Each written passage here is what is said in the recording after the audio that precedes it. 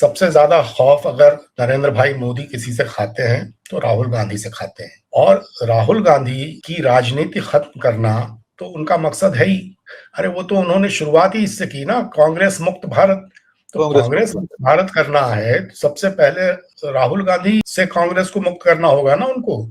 तो वो इसीलिए तो राहुल गांधी के पीछे पड़े हैं कि जिस दिन राहुल गांधी नहीं होंगे उस दिन कांग्रेस अपने आप इतनी कमजोर हो जाएगी। लोग कहते हैं नेहरू गांधी परिवार वंशवाद, लेकिन असलियत ये तो है ना कि अगर नेहरू गांधी परिवार न हो तो कांग्रेस वैसे ही नरेंद्र मोदी का मुकाबला नहीं कर सकती है, नहीं कर पाएगी। नेहरू गांधी परिवार ही तो कांग्रेस की एक तरह की शक्ति है।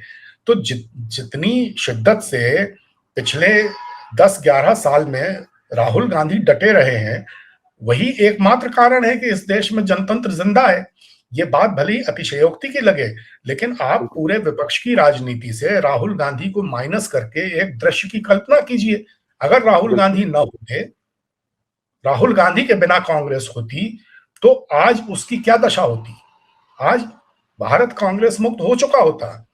ये राहुल गांधी हैं जिसकी वजह से जनतंत्र जिंदा है और जिसकी वजह से कांग्रेस आज इतनी मजबूत स्थिति में है। अब लोकतांत्रिक संस्थाएं जिस तरह के दबाव में हैं, उनसे किसने लड़ाई लड़ी नरेंद्र मोदी के खिलाफ?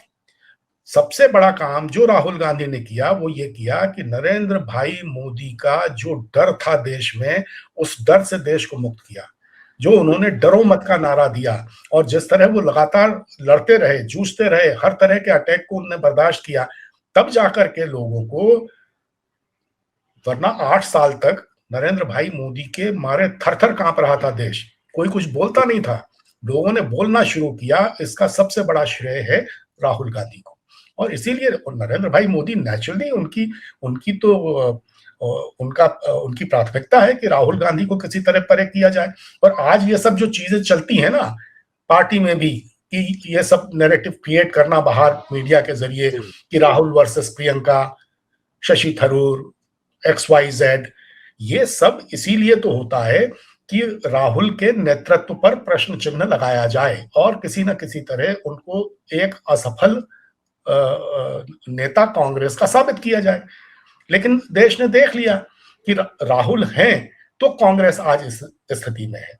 तो जब तक नरेंद्र भाई मोदी हैं, उनके मन में राहुल के प्रति जो शत्रुता का भाव, प्रतिशोध का जो भाव है, वो जा नहीं सकता और ये इसी तरह चलेगा। लेकिन मैं आपको बताता हूं कि राहुल इन सब चीजों से जैसे अब तक नहीं घबराए हैं, सबने देख लिया कि वो घबराने वाले हैं नहीं। और 2029 का चुनाव आते आते स्थितियां बड़ी तेजी से बदलेंगी।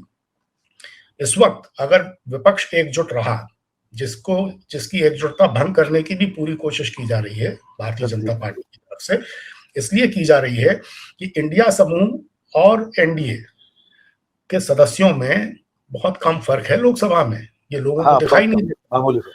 आज सिर्फ 37 सांसद विपक्ष के, मैं कांग्रेस की बात नहीं करता, अगर सिर्फ 37 सदस्य लोकसभा में अतिरिक्त आ जाएं इंडिया समूह के, तो एनडीए की सरकार नहीं बनेगी।